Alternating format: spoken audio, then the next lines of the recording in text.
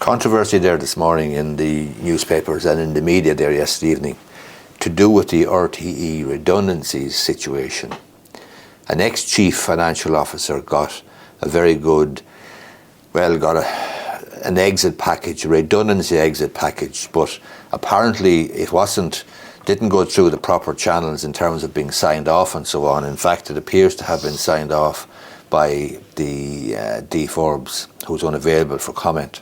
But the independent report into these exit packages, a number of them, 10 of them, and this financial officer, the ex-financial officer, the McCann Fitzgerald report found that the revenue commissioners may be interested in investigating whether tax was paid correctly in several cases under a voluntary redundancy scheme. This is very important because they have found that they didn't believe that the packages would qualify as genuine redundancy situations, in which case they don't attract the various exemptions or the exemption for redundancy package. So the independent report, just to be clear about it, from McCann Fitzgerald solicitors says that the report into the exit packages paid to RTE staff under a voluntary redundancy scheme, they've said that the revenue commissioners may wish to investigate whether tax was paid correctly in cases or not, and revenue have refused to comment on individual cases.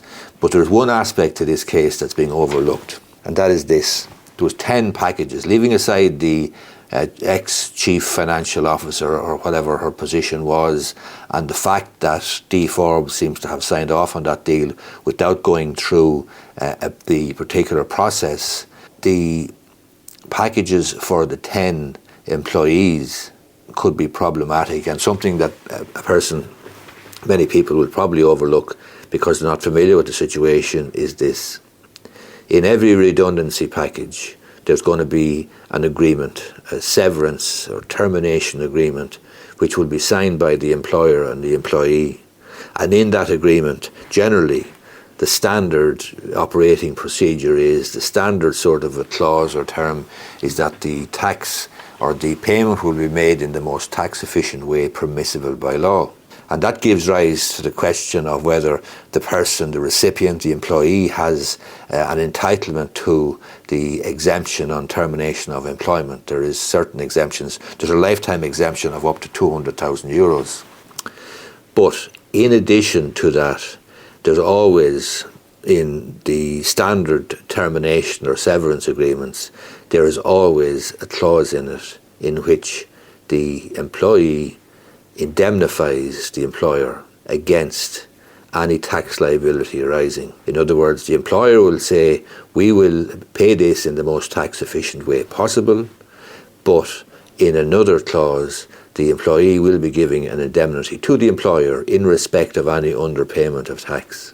And if in this particular case, revenue commissioners investigate and revenue commissioners find that there weren't genuine redundancies, or there weren't redundancies which would attract and be entitled to the exemption, well, then there is an outstanding tax liability in respect of these 10 payments and perhaps the chief financial officer's payment as well. But in relation to the 10, I'm saying that if the agreement, the severance agreement, was a standard sort of an agreement, the likelihood is that the employee signed that agreement giving an indemnity to RTE in respect of underpaid tax. So if the crap hits the crapola, if the crap hits the fan basically, then and if RTE want to, on behalf of the taxpayer, go after the individual employees who were recipients of these packages, well then, if it's a standard sort of a termination or severance package agreement, and if that clause is in it, in which the employee, the recipient of the money, gives an indemnity to RTE, well then RTE are entitled to, in my view, recover the money from the employees in question. So the revenue commissioners may take the view, according to the report, and this is the McCann Fitzgerald report. McCann Fitzgerald are a big firm of solicitors. The revenue commissioners may take the view that RTE should not have applied the tax exemption applicable to statutory redundancy payments to the payments received by some or all of these individuals, This, however, will be a matter for the Revenue Commissioners to determine. I'll read that again. The Revenue Commissioners may take the view that RTE should not have applied the tax exemption applicable to statutory redundancy payments to the payments received by some or all of these individuals, and those 10 packages, so remember, or 11 if you count the ex-Chief Financial Officer. This will, however, be a matter for Revenue Commissioners to determine. The finding related to the income tax that potentially should have been paid on €223,000 made in exit payments to 10 individuals. When asked if Revenue was examining the matter, a spokeswoman said the authority was precluded from commenting on the tax affairs of individuals or organisations.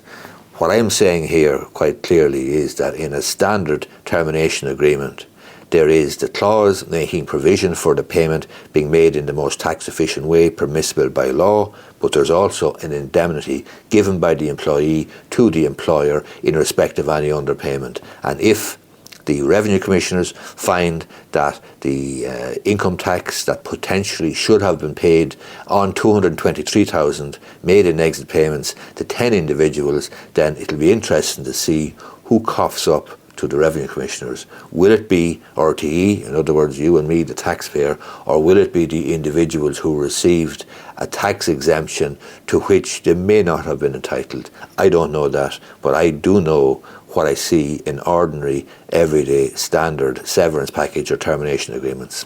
Hope you find this video useful. If you do, I would appreciate if you gave it a thumbs up down below, and you may be interested in subscribing to my YouTube channel. If you are, hit the subscribe button down below, and you may be interested in subscribing to my podcast, and you may be listening to this on my podcast, the Irish Law and Small Business Podcast. You can access it on Spotify, iTunes, YouTube, or wherever you might find podcasts. Thanks a lot.